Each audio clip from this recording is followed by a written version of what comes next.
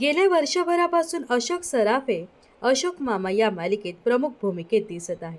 या मालिकेतील त्यांची गंभीर भूमिका प्रेक्षकांना प्रचंड आवडली.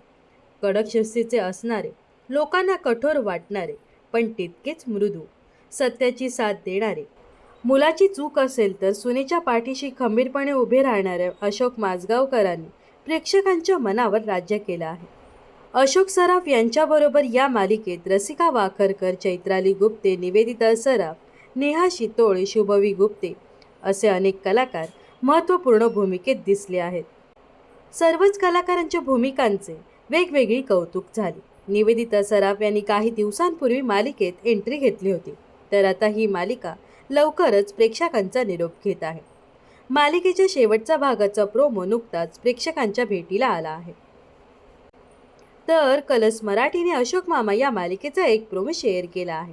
या प्रोमोमध्ये पाहायला मिळतं की अशोक मामा व निवेदिता सराफ हे लग्न करतात आणि ते एकमेकांच्या गळ्यात हार घालताना दिसत आहे. प्रोमोमध्ये पुढे पाहायला मिळतं की गृहप्रवेश करताना निवेदिता उखाणा घेतात. त्या म्हणतात की सगळ्यांच्या प्रेमाखातर लग्नाला झाली राजी, अशोकरावांचं नाव घेते इरा आणि ईशानची नेवी आजी. पुढे अशोक मामा देखील उखाणा घेतात. म्हणतात, शिस्त म्हणजे शिस्त, देत होतो मी न्यारा, बॅगवाला निवेदितांनी शिकवला जगण्याचा अर्थ खरा. पुढे अशोक मामा आणि निवेदिता गृहप्रवेश करताना माझगावकरांचं संपूर्ण घर आनंदी झाल्याचं पाहायला मिळतं.